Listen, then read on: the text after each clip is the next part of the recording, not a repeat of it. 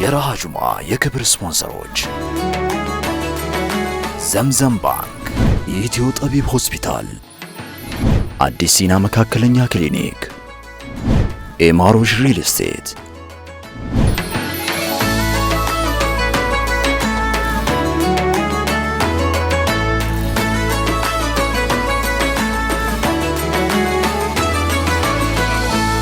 بسم الله الرحمن الرحيم الحمد لله والصلاة والسلام على رسول الله وعلى آله وصحبه ومن والاه أما بعد فسلام الله عليكم ورحمته تعالى وبركاته يتودداتشون يتكبراتشوه بيتسابوتشاتشن إنه راحة جمعة ساعة تطبقوا لنا أنت لما درس جمرة إن كان درساتشوه جمعتكم مباركة አዎ ሰዓቱ የራሃ ጂሙዓ ፕሮግራማችን ነው። ዛሬም እንግዲህ የተለያዩ መሰናዶችን ይዘን መተናልኛ ከዚህ ከስቱዲዮ ደግሞ እነዚህ ፕሮግራሞች ያስተዋወቅን እናንተን ያስተናገደን ቆይታ የምናደርግ ይሆናል። አዩብ አደም፣ ፉአድ አደም፣ አብዱራህማን ጣሂር አብረናችሁ ቆይታ እናደርጋለን። እንግዲህ ራሃ ጁሙዓ ላይ እንገኛለን። ወቅቱ ደግሞ የዙልቀይዳ ውስጥ ነው የምንገኘው። ሰው ወደ ሐጅ ለመሄድ እየተንደረደረ ይገኛል። እኛ ባንሄድም ወንድሞቻችን እንግዲህ ቢጠነክሩ የሆኑ መልእክቶች ማስተላለፍ እንዳለብን ይሰማኛል። እንደው እኛ እኮ በአካል ነው እንጂ አልሄድንም። ሁሉም እንደበረርን ነው። በስሜት እኮ እዛ ነን የምንገኘው። የተነሳችሁትን አላህ ይቀበላችሁ፣ ሐጃችሁ መቅቡል ያድርግላችሁ። መቼም የዘንድሮ ሐጅ በተወሰነ መልኩ በህግጋት የተከበበ ነው።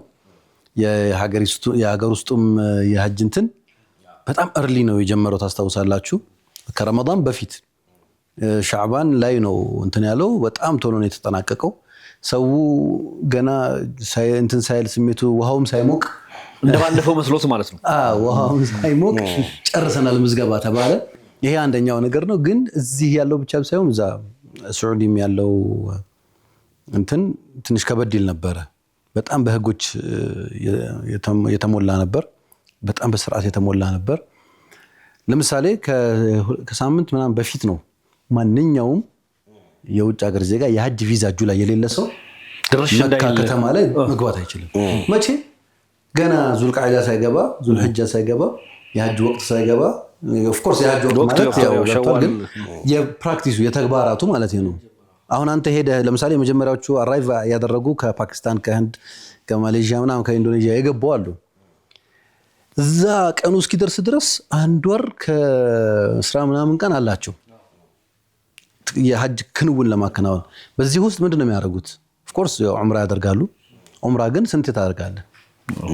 በአንድ የሚጠናቀቅ ነገር ነው እና በጣም ረጅም ጊዜ ነው የሚቆዩት ማለት ነው።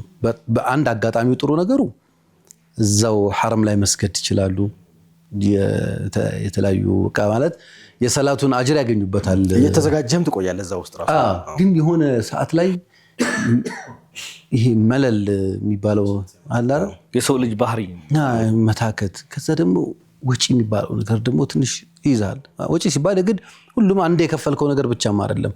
በመደበኝነት ከሰው ጋር ስትኖር ራሱ የምታወጣቸው አንተ ምሳ ተብሎ ለምሳሌ የሐጅ አስተባባሪ ኮሚቴው የሚሰጥበት ሰዓትና አንተ የሚርበህ ሰዓት፣ አንተ እሱ የሚጠጣ ብሎ የሰጠህ ነገርና አንተ የሚያስፈልግህ ነገር ይለያያል።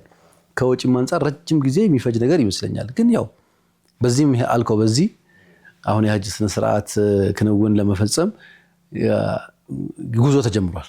እኛም ሀገር ደግሞ አይ ቲንክ ከሆነ ጊዜ በኋላ ይጀመራል። አሮ ነው እንግዲህ ምናልባት እዚሁ ፕሮግራም ላይ ከሐጅና ዑምራ ኮሚቴ ሰሞኑን አምጥተን ሁጃጆች ጉዞ ከማድረጋቸው በፊት ማድረግ ያለባቸው ነገር ምንድነው የሚለውን ነገር ከጤና ጋር የተያያዘ ብቻ ነው። አንደኛ ኦፊሻል አይደለም፣ ከኤክስፒሪየንስ ነው፣ ከልምድ ነው። ከዚህ በፊት የሐጅ ከሁጃጆች ጋር ተጓዥ ሆኖ የጤና ድጋፍ ሲሰጥ የነበረ ሲያስተባብር የነበረና ማህበረሰቡን ሲያገለግል የነበረ ሰው ከልምዱ ተነስቶ እንዲነግረን ነው። ግን በአጠቃላይ ከጤና አንፃር ብቻ ሳይሆን ሊከበሩ ስለሚገቡ ህጎች፣ በሀገር ውስጥ ስላላቸው መብትና ግዴታ፣ የዶላር የምንዛሬ ጉዳይ፣ ከዛ ደግሞ በተጨማሪ ለምሳሌ የቴሌኮም አገልግሎት ሮሚንግ ልዩ ፈቃድ አለ ለሁጃጆች። ኢትዮ ቴሌኮም ያዘጋጀው የሮሚንግ ሲስተም አለ። ሌሎች ከኢትዮ ቴሌኮም ውጪ ለምሳሌ ሳፋሪኮም አለ ወይም እዛ ጋር ዲል አድርገዋል ወይ ምናምን የሚሉት ሐሳቦችን እንደዚሁ እናነሳለን። ብቻ የዘንድሮ ሁጃጆች እስከ 5000 ወይም 6000 የሚደርሱ ቁጥሩ አናሳ ይመስለኛል። ትንሽ ነው። ባነሰ ቁጥር ለእንክብካቤና ለቁጥጥር በጣም ነው የሚመቸው። እንደ በፊት የነበሩ ስርዓቶች ተቀይረዋል። ለምሳሌ በፊት ባንዲራ ከፍ አድርገህ በማውለብለብ ሰው ይከተልህ ነበር። አሁን ባንዲራ መስቀል ተከልክሏል። የራሱ የሳዑዲንም ይሄም ተከለከለ። እንደዚህ ባንዲራ አትለብስም፣ ስካርፍ ነው የምታደርገው። ያ የምታደርገው ስካርፍ እና እጅ ላይ የሚታሰር ፎጅ አለ እሱን ታደርጋለህ አይነት ነገሮች ብቻ ስርዓቱን በተመለከተ የሚመለከተው አካል ሊመጣም ጋዝ ይችላል ኢንሻአላህ ቀጣይ ሳምንት ከባለሙያ ጋር እንመጣለን የሚመለከተው አካል ጋር ብዙ ጊዜ ሚንበር ቲቪም እንደ ቴሌቪዥን አሁን ሰሞኑ ሀጅ ፕሮግራሞች ጀምረዋል ትናንት ሰሞኑን በዚህኛው ሳምንት ተጀምሯል ዞሮ ደጋግመን የምናወራው አንዳንድ ነገሮች በአንድ ኦሪየንቴሽን አያልቁም አንድ ገጠመኝ ልንገራችሁ ከሀጅ ጋር ተያዘ የዛሬ 3 ዓመት ይመስለኛል አይ ቲንክ እና ዛህማ ነበር ለምዝገባ ራሱ ቀኑ ያው አሁን የዘንድሮ ተስተካክሏል ቀድሞ በመሆንና በጣም እንትን ወረፋ ነበር ሰሞኑን ምዝገባ ይጀምራል ተብሎ እንትን ነበርና አንድ ጓደኛ አለኝ እንግዲህ እያየህ ከሆነ ፕሮግራም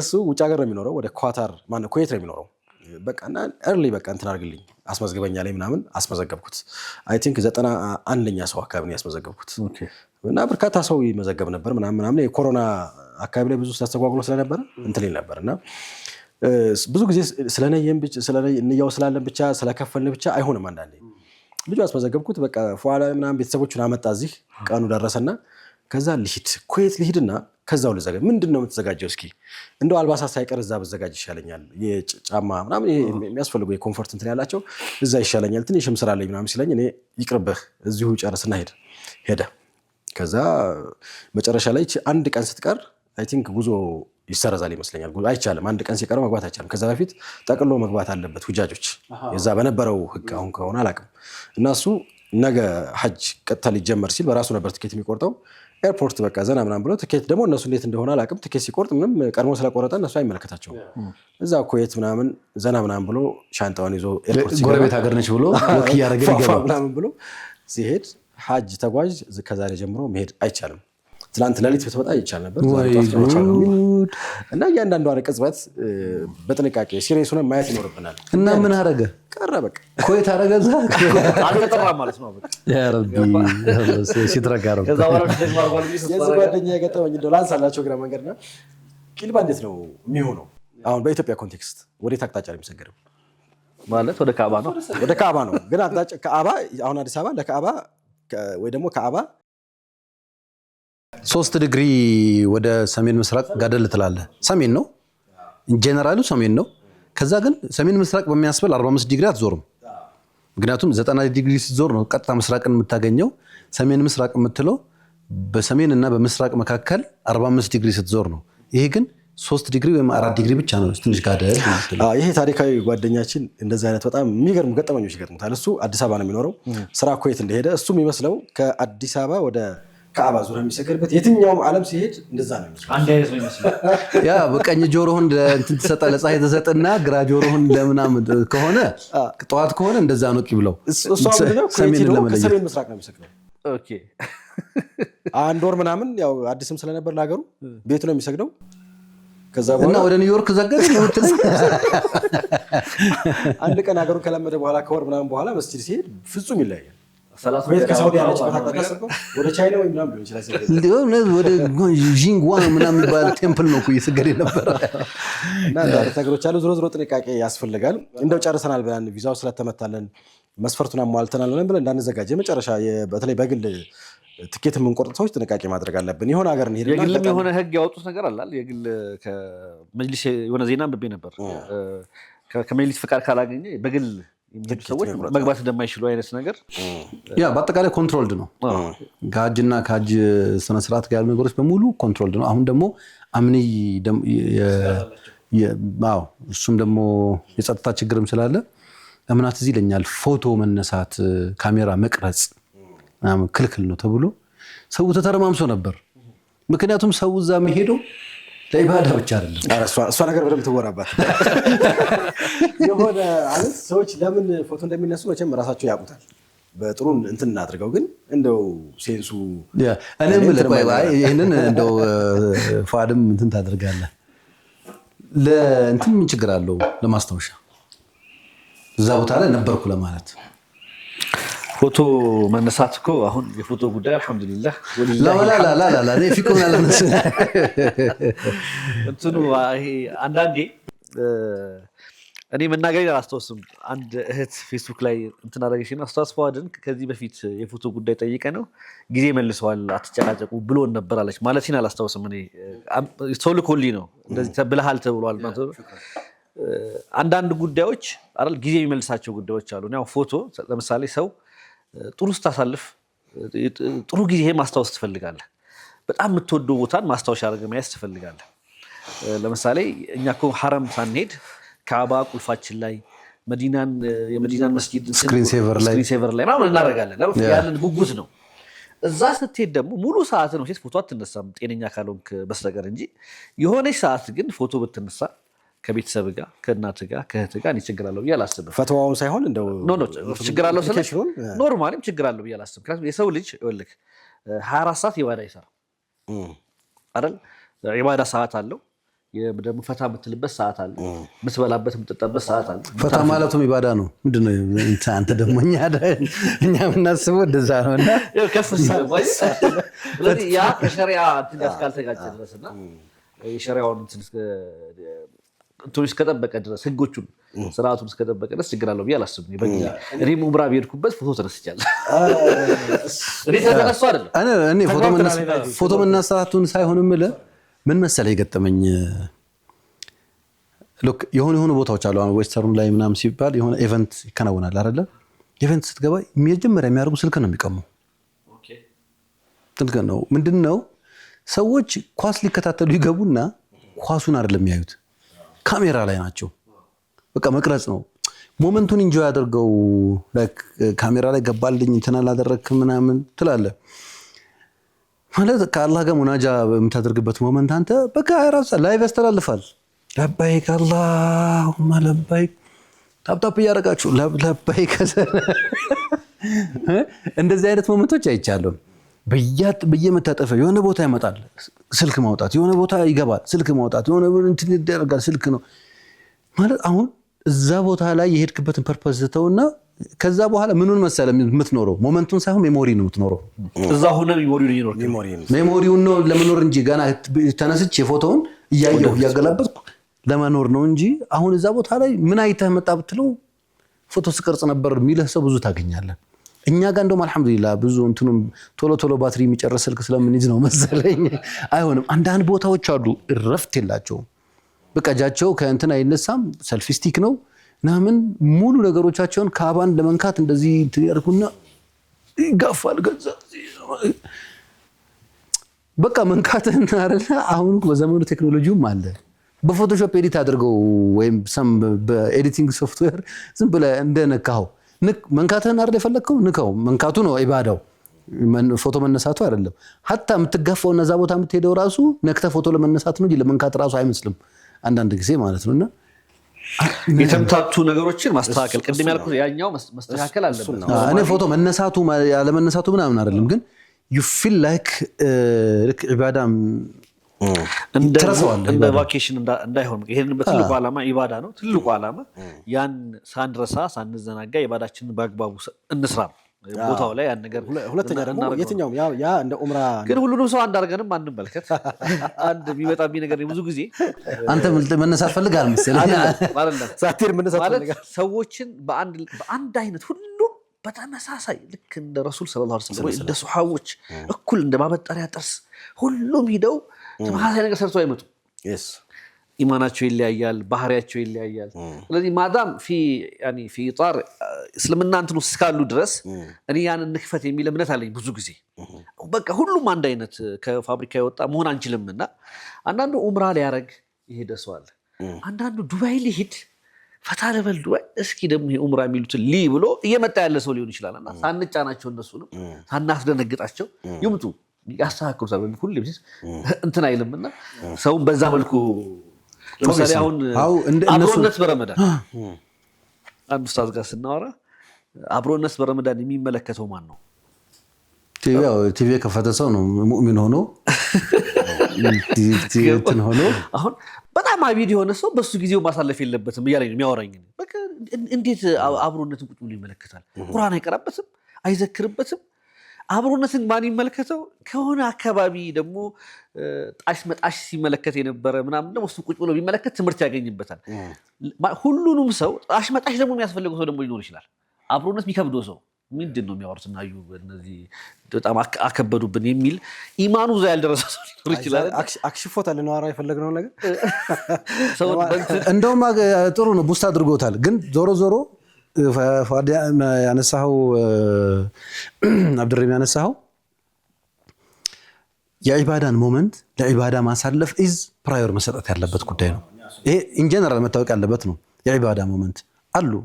ሰላት አንድ ምስል አለኮ የሰገደ ሱጁድ አድርጎ እንደዚህ ሰልፍ የሚያነሳ ሰው ከጀርባው ማለት እየሰገድኩ ነው ለማለት እና እኔ ያው ብዙ ነገር ማለት ይቻላል። የእናንተ ገጠመኞች ካሉ 9282 ላይ ሼር ታደርጉን ትችላላችሁ። በዒባዳና እዛ የዒባዳ ሞመንቶች ከሀገር መውጣቱ ራሱ ኤክሳይትመንት አለው። ዩኒክ ቦታ ነው የምትሄደው ምናምንና ያንን ቦታ በቃ ከአላህ ጋር መገናኘት ማለት ሁላችንም እኮ ልናደርገው እንችላለን። ግን ቦታ መምረጥ፣ ሁኔታ መምረጥ፣ ዋናው አንኳሩን ልቡን የሞመንት በእንደዚህ አይነት ነገር አለማሳለፍ።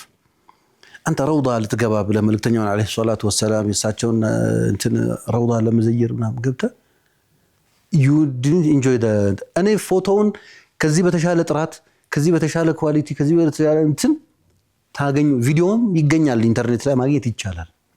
ኤአይ ጄነሬት ያደርጋል በዚህ ዘመን ደግሞ ተሰበው መት ላይ እኔን አካተዛ ጋር ስራልኝ ብትለው ይሰራልሃል። ግን ያ ምኑን አይመጣልህ መሰለህ አክቹዋል ነገሩን አንተን ይከተው ይሆናል። አንደዛማ ካልከኝ በፎቶ በምናምን በቃ ኤግዚስት ማድረግ ምናምን ከሆነ 55 ኢንች ቴሌቪዥን ትከፍትና የካዕባን ምስል አድርገህ ራስህን አጠጋ አድርገህ እዚህ ኩል ምትቀርጸው እኮ you already አማራሃል ማለት ነው። አይሰው ነው ማለት መሰለህ። አንደኛ አሁን ቅድም እንዳልከው ነው ሰዎች እንትናቸው ደረጃቸው እንዳለ ሆኖ ሰዎች እዛ ሄደው የሚያደርጉ ሰዎችንም እንደ ሰው ሁኔታ ልናይ እንችላለን እኮ እከሌ የሚያደርግበት ሴንስ እና ሌላ ሰው የሚያደርግበት ሴንስ ሊለያይ ይችላል። እንደዛ እንወስደዋለን። ከዛ ውጭ ግን ዞሮ በቃ የተከበረ ቦታ ነው፣ ውድ ሰዓትም ነው፣ ፕራይም ሰዓት ስለሆነ ኢባዳቸው ላይ ፎከስ እናድርግ። ስልክን ብዙ ጊዜ ስትነካ የራሱ የሆነ ማግኔት እንትን ነገር አለው። በቃ አንተን በስሜት ያዝ የማድረግ ነገር ስላለው እንዳይወስደን ከሚል ነው። ለማንኛውም እስኪ ስፖንሰሮቻችንን ሀሳቡ ደርሷል እንከታተል። መልካም ተመልካቾቻችን አብሮነታችሁ ከኛ ጋር ስለሆነ እጅግ አድርገን እናመሰግናለን። ራህ ጁምዓ ነው በመከታተል ላይ የምትገኙት። አብሮነታችሁን እንድትቀጥሉ ከወዲሁ ለማሳሰብ እንወዳለን። በዚህ አጋጣሚ ፕሮግራማችንን ያበረቱልንና ከኛ ጋር ሆነው የቆዩ ተቋማትን እናመሰግናለን። ዘምዘም ባንክ የማይነጥፍ የእድገት ምንጭ የፕሮግራማችን ስፖንሰር ነው። በሀገራችን የመጀመሪያው ሙሉ ለሙሉ ከወለድ ነፃ የባንክ አገልግሎት መስጠት የጀመረው ዘምዘም ባንክ በተመሰረተ በአጭር ጊዜ ውስጥ ትርፋማ መሆን የቻለ ባለፈው ዓመት በተለይ ደግሞ ከ1.2 ቢሊዮን ብር በላይ ትርፍ ያስመዘገበ ተቋም ነው።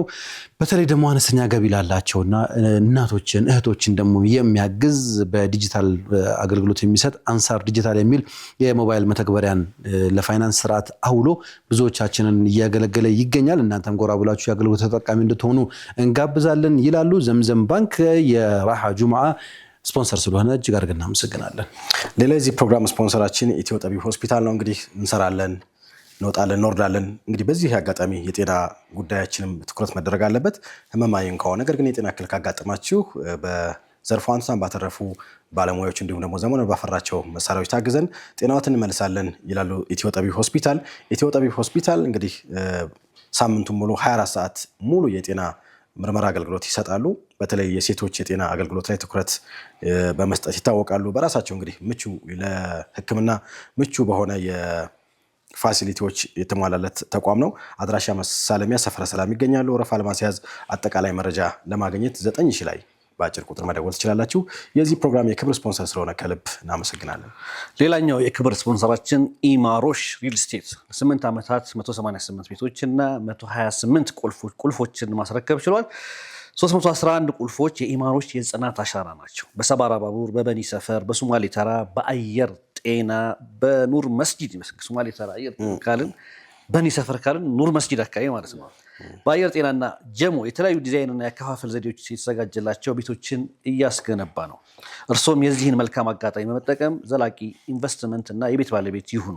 አድራሻ ከባልቻ ሆስፒታል ጀርባ ሳጂዳ ህንፃ። ለተሟላ መረጃ 6790 ይደውሉ። ሁሉንም ስፖንሰራችንን ከልብ እናመሰግናለን። ሌላም ስፖንሰር ፕሮግራማችን ያበረታልናል። አዲስ ሲና የውስጥ ደዌ ስፔሻሊቲ ክሊኒክ ካለ ለቤተሰቦ ብርሃን፣ ለስራው ብርታት፣ ለህይወቱ ደስታ መሰረቱ ጤና ነው የሚለን ለጤናው ደግሞ በንቃት ለ24 ሰዓት እኛ አገልግሎት ለመስጠት ዝግጁ ነን። አዲስ ሲና የውስጥ ደዌ ስፔሻሊቲ ክሊኒክ ከመጣችሁ የ24 ሰዓት ድንገተኛ ህክምና አገልግሎትን ጨምሮ ጥራቱን የጠበቀ ላቦራቶሪ ምርመራ እንደዚሁም የሙሉ የጤና ቼክአፕ ወይም ጀነራል ሜዲካል ቼክአፕ ማግኘት የምትፈልጉ ከሆነ በስፔሻሊስት ሐኪሞቻችን እንሰጣለን። ልዩነታችን ለእርስዎ እንክብካቤ ቅድሚያ መስጠታችን ነው ይላሉ። አድራሻቸው ለቡ መብራት ኃይል ሐማድ ታወር ግራውንድ ፍሎር ላይ ታገኟቸዋላችሁ። በ0960 77 72 22 ወይም በ0960 77 74 44 ቢደውሉ ደግሞ ታገኟቸዋላችሁ። አዲስ ሲና የውስጥ ደዌ ስፔሻሊቲ ክሊኒክ ለተሟላ ጤናው ታማኝ አጋሮ ብሎናል። ፕሮግራማችንን ስላበረታልን እናመሰግናለን።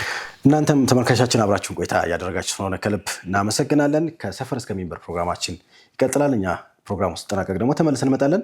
በያላችሁበት መልካም ቆይታ ይሁንላችሁ።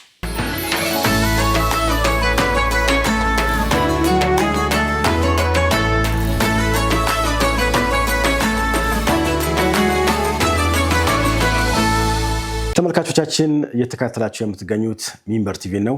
ረሃ ጅሙዓ ፕሮግራም ላይ ትገኛላችሁ። አብራችሁን ቆይታ እያደረጋችሁ ስለሆነ ከልብ እናመሰግናለን። እንዴት አገኛችሁት?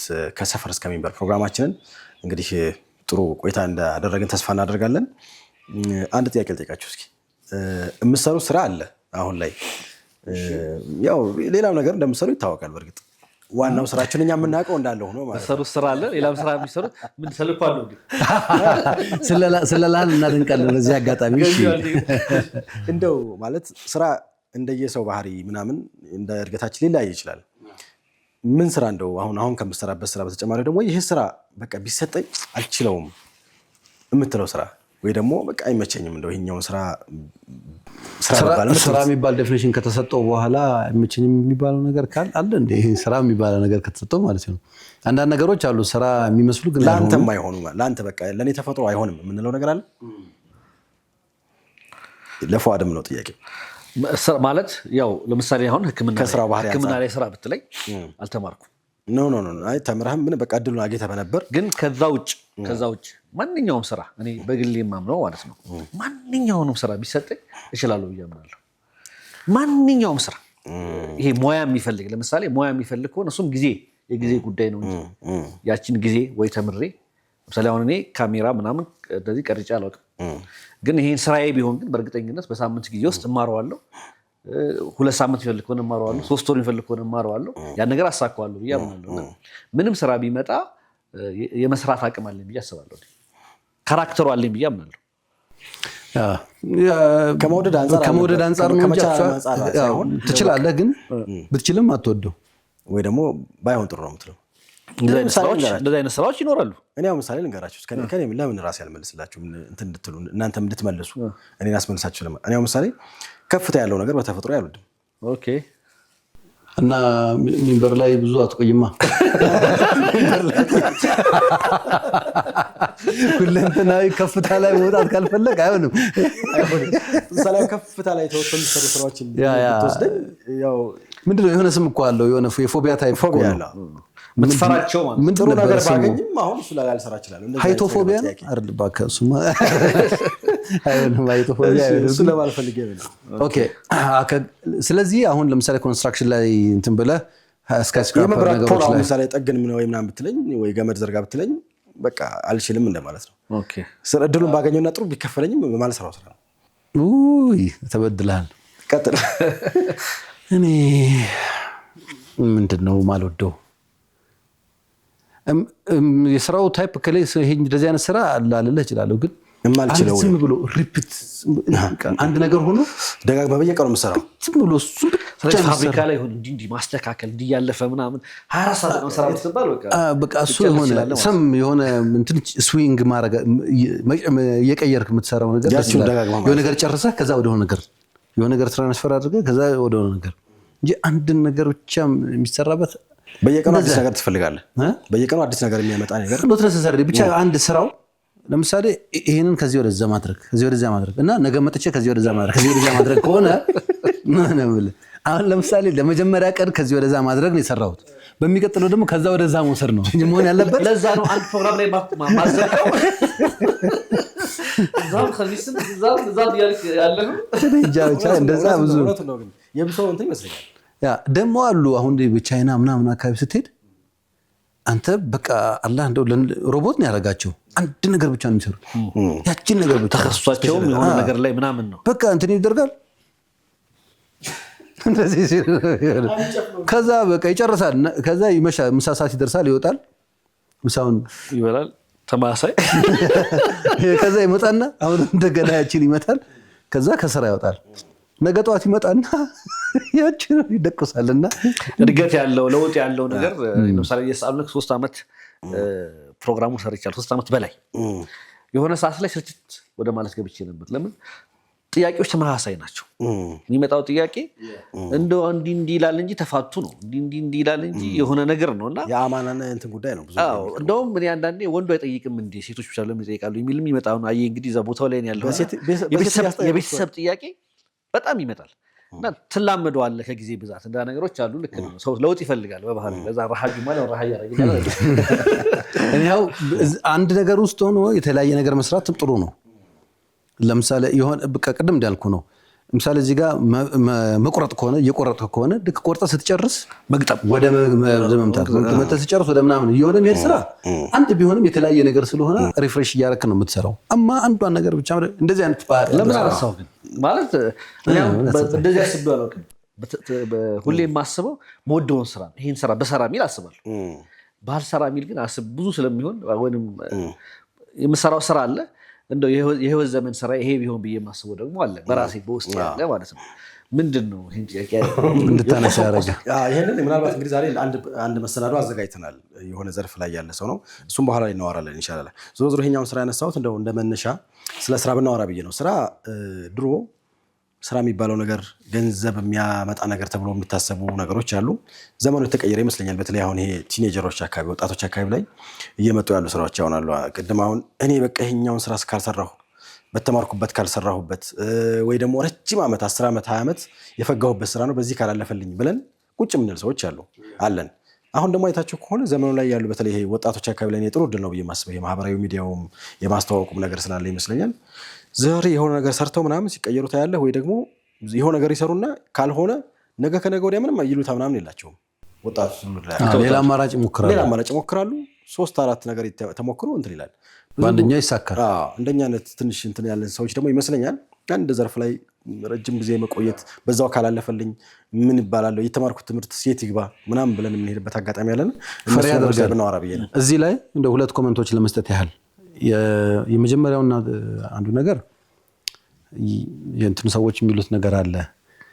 ለምሳሌ አንተ ውሃ ማውጣት ፈለክ እንበል ከአንድ ቦታ የጉድጓድ ውሃ፣ ከዛ ሄደ ቁፋሮ ታደርጋለህ። የተነገረህ ምንድነው እዛ ቦታ ላይ 20 ሜትር ላይ ውሃው ይገኛል ተባለ። ከዛ አንተ ቦታው ሜዳው ላይ ሄድክና እዚህ ጋር 2 ሜትር፣ እዚህ ጋር 2 ሜትር፣ እዚህ ጋር 2 ሜትር፣ እዛ ጋር 2 ሜትር፣ እዛ ጋር 2 ሜትር፣ በጥቅሉ ስንት ሜትር ቆፈርክ? 20 ሜትር ቆፈርክ። 20 ሜትር ቆፍረሃል። የተባለ ቦታም ላይ ነው የቆፈርከው። ውሃ ይገኛል? አይገኝም። ለምን? አንዱ ቦታ ላይ ነው በጥልቀት መቆፈር ያለበት። አሁን አንተ የተለያየ ቦታ ላይ እንደዛ ነው። አሁን እንደዚህ በስራ ባህሪም እንደዚህ ነው። የሆኑ ሰዎች አሉ አንዱን ስራ አድምተው አይሰሩትም። ዛሬ ዲጂታል ኮንቴንት ክሬተር ናቸው፣ ነገ ደላላ ናቸው፣ ከነገ ወዲያ እንትን ናቸው፣ በሶስተኛው ቀን ስፖርተኞች ናቸው፣ አምስተኛው ቀን አይደለም እያልከን ነው። እንደዚህ አይነት ቴስት ለማድረግ ችግር የለው ማለት የትኛው ነው ፊት የሚያደርገው ምናምን ለማድረግ ጥሩ ነው። ግን የፈለግከውን ነገር ለማሳካት ግን አንዱ ላይ ጠንከራ አድርገህ ስታደርገው ውሃው የሚገኘው እዛ ቦታ ላይ ነው። ይሄ ሬስትለስ የስክሮል ትውልድ ሆነናል አይደል? አብዛኞቻችን ልጆቻችን ስክሮል ምንድነው አትሰለቻለ ቶሎ ገና የሆነ 2 ሚኒት እንደሆነ ስታውቁ ቪዲዮ እያየው ያለው ቪዲዮ 2 ሚኒት ከሆነ ስክሮል ታደርጋለህ። ጥልቀቱ 20 ሜትር ነው፣ 2 ሜትር ላይ ትሰለቻለህ። ባክ የጠንካራ ነው እስኪ እዛ ጋር ልሞክር ትልና እዛም ትሞክራለህ። ስለዚህ እንደዚህ አይነት እንትኖች ላይክ ጃምፕ እንዳንል ያስፈልጋል ማለት ነው። ስለዚህ ስራ የሚባለው ነገር በአጠቃላይ እንዴት ኖረን መደረግ ያለበት ሰዎች እንደ ኢትዮጵያ ባለ ሀገር ላይ የመጀመሪያው ነገር በጣም ትርፍ ነገርህ ምንድነው ያለ ጉልበትህና ጊዜህ ነው ሪሶርስ ብለህ እነዚህን ነው ቆጥበህና አመቻችተህ ማድረግ ያለብህ መጠቀም ያለብህ ጊዜ ባይ ዲፎልት ለሁላችንም እኩል የተሰጠ ጊፍት ነው እኔም አንተም 24 ሰዓት ነው ያለን እሱ ውስጥ የምንሰራው ስራ ነው ነገሩን የሚለካው